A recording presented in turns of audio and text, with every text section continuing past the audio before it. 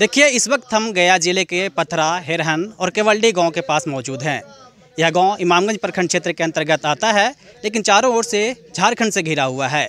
झारखंड के अलावा चारों ओर से यह तीनों जो गांव है नदियों से भी घिरा हुआ है, जिस कारण यहाँ के लोगों को काफ़ी समस्या होती है। खास करके बरसात के दिनों में यहाँ के लोगों को काफ़ी परेशानी बढ़ जाती है। नदी पर पुल नहीं होने के कारण यहाँ के लोग जो है काफ़ी परेशान रहते हैं और यह जो तीनों गांव है वो टापू बन जाता है। बता दें कि यहाँ पर लगभग 10,000 की आबादी है, लेकिन गांव में एक बूथ तक नहीं है। यहाँ के लोग 10 किलोमीटर दूर सलैया गांव में जाकर वोट करते हैं। अभी इमामगंज विधानसभा क्षेत्र में उपचुनाव भी होना है और 13 तारीख को मतदान होगा, लेकिन तीनों गाँव के लोग जो है यहाँ पर देख सकते हैं कि अभी गाँव के लोग जो है मीटिंग कर रहे हैं। और मीटिंग करने के बाद यहाँ के गाँव के लोगों ने निर्णय लिया है कि इस बार जो उपचुनाव होना है, उपचुनाव में यहाँ के लोग जो है वोट बहिष्कार करेंगे। यहाँ के लोग हैं, हम लोगों से बात भी करेंगे कि वोट बहिष्कार करने का पीछे जो है क्या मकसद है और क्यों वोट बहिष्कार करेंगे इस बार। जी, अभी तक आज़ादी के लगभग 75 वर्ष बीत जाने के बाद भी यह तीनों गांव विकास से जो अधूरा है, हिरहन, पथरा और केवल्डी, यहाँ जब इलेक्शन आता है विधानसभा या लोकसभा, तब यहाँ के लोगों को इस्तेमाल किया जाता है सिर्फ वोट लेने के लिए। और वोट लेकर के जब जाते हैं लोग तो 5 साल यहाँ के लोगों का कोई सुध नहीं लेता है, जबकि यह तीनों गांव टापू की तरह है। यहाँ बरसात के दिनों में लोगों को यहाँ हॉस्पिटल जाने के लिए विवश हो जाते हैं, जबकि यहाँ पर गर्भवती महिला को इलाज के अभाव में यहाँ दम तोड़ देती है। कुछ वैसे बुजुर्ग लोग प्रत्येक वर्ष ये नदी के कारण यहाँ पर 10-20 लोग को मृत्यु हो जाती है इलाज के अभाव में, क्योंकि यहाँ पर आवागमन का कोई साधन नहीं है। और यहाँ कोई भी पदाधिकारी या नेता मंत्री यहाँ कोई सुध नहीं लेते हैं और नहीं अभी तक लिए हैं। तो वोट मांगने के लिए भी तो लोग आते होंगे ना? वोट मांगने आते हैं, लेकिन वोट यहाँ के लोग देते रहे हैं, क्योंकि जब वोट आता है यहाँ के लोगों को आश्वासन देता है। और यहाँ के लोग जो हैं बहुत ही भोले भाले हैं, सीधे साधे हैं, उनके बातों में, उनके जालों में आ करके वोट दे देते हैं। लेकिन 5 साल तक इन लोगों का कोई सुध नहीं लिया जाता है, कोई चर्चा नहीं होती है। मांग क्या है आप लोगों की? हम लोगों का मांग है कि यहाँ रोड और पुल हो, तभी हम लोग वोट देंगे। क्या नाम है आपका? हमारा नाम कृष्णा यादव। चलिए, और भी लोग हैं, इनसे ही बात करेंगे। चाचा, गांव में बूथ भी नहीं है, वोट देते हैं कि नहीं आप लोग? बूथ तो जा कर के 12-14 किलोमीटर पड़ता है सलैया यहाँ से। अच्छा। वहाँ जाके दे देते हैं। कितनी आबादी है यहाँ पे? यहाँ पर लगभग 5,000-10,000 आबादी है। तीनों गांव मिला करके 10,000। यहाँ बूथ नहीं है? नहीं, यहाँ नहीं है। पहले था, आज के करीब 20 साल पहले था, लेकिन 20 साल से इधर अब बूथ उत नहीं रहता है। आप लोग गाँव के लोग जो है आज मीटिंग कर रहे हैं कि इस बार जो चुनाव होगा, उपचुनाव होगा, उसमें वोटिंग नहीं करना है? नहीं करना है, बहिष्कार हम लोग करेंगे। क्यों करेंगे? मेन समस्या है हम लोग के पुल। ऐसा गोले नदी से तीनों गांव घिरा हुआ है, चारों ओर से नदी है। अब यहाँ के करीब करीब कौन ऐसा साल है कि जब बरसात आता है तो गर्भवती महिला लोग के परेशानी, माने मरिए जाना है इलाज के बिना, लोग पहुँचिए नहीं पाता है, हॉस्पिटल कैसे जाएगा? क्या डिमांड क्या है सरकार? डिमांड है सरकार से, डिमांड हम लोग की यही है कि सबसे पहले पुल बनावे। क्या नाम है आपका? नागेश्वर यादव। चलिए, नागेश्वर जी थे, और भी लोग हैं। क्या डिमांड रहेगी सरकार से, क्यों बहिष्कार कर रहे हैं? यहाँ का पब्लिक का यही डिमांड है कि जब तक रोड और पुल, ये 2 समस्या है, रोड पुल बने तभी जो है से यहाँ पर लोग जो है से वोट देने के लिए स्वीकार करेंगे। अन्यथा यहाँ पर जो है से लोग इसके लिए जो भी संघर्ष करना पड़े, संघर्ष करने के लिए यहाँ पे तैयार है लोग। यहाँ का समस्या इतना गंभीर है जिसको मैंने आज 75 साल आज़ादी के हो गया, लेकिन आज भी हम लोग गुलाम हैं, इसमें कोई दो मत नहीं है। आज गर्भवती महिला की समस्या हो या फिर जो बीमार अगर अचानक बीमार पड़ता है उसकी समस्या हो, ये गोले तरफ से नदी है यहाँ पर ही, और उस नदी बरसात के समय में तो इतना बड़ा समस्या है कि यदि नदी आयल है तो वो आदमी बिल्कुल मैंने मर जाता है, मर सकता है। इसके लिए कोई आवाज़ तक जो है से यहाँ पर ना कोई सरकार ना कोई नेता इसका आवाज़ भी नहीं उठाया। कितना दूर अस्पताल वगैरह कितना दूर होगा यहाँ से? यहाँ से 26 किलोमीटर इमामगंज पड़ता है, जो यहाँ अस्पताल पड़ता है, यहाँ से दूरी 30 किलोमीटर है।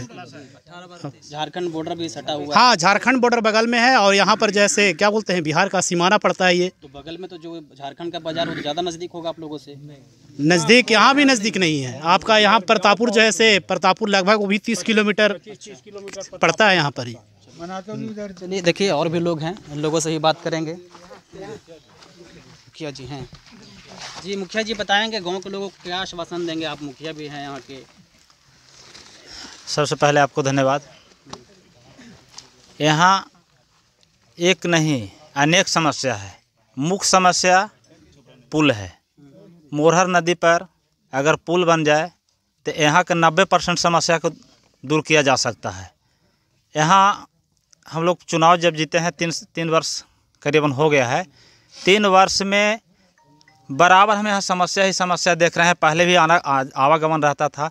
आज अगर एक राशन लेने के लिए राशन दुकान भी यहाँ नहीं है।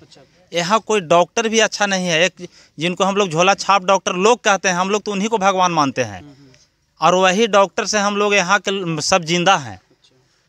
कितने महिलाएं एक नहीं। आप मुखिया जी, आपने क्या प्रयास किया यहाँ के? इसके लिए हम माननीय पूर्व मुख्यमंत्री जीतन राम मांझी जी से मिला।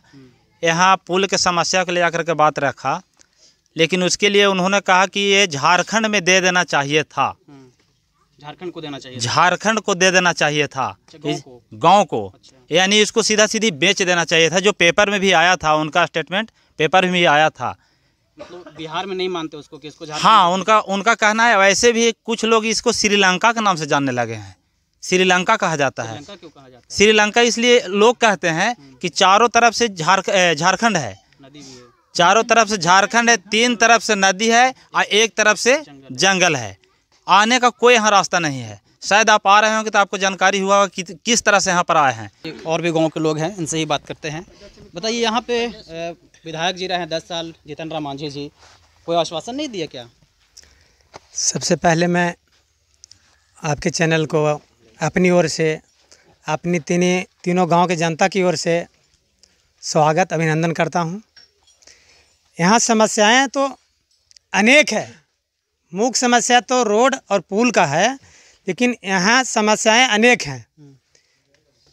रोड और पुल आज तक नहीं बना। आप खुद देखे हैं, आपको मैं लेकर आया हूँ। नदी में आपकी गाड़ी भी फंसी है, आप इसका उदाहरण भी हैं। इसको मेरा निवेदन आपसे रहेगा सारे जनताओं के तरफ से कि इसको ज़रा प्रमुखता से ये दिखाने का काम करेंगे।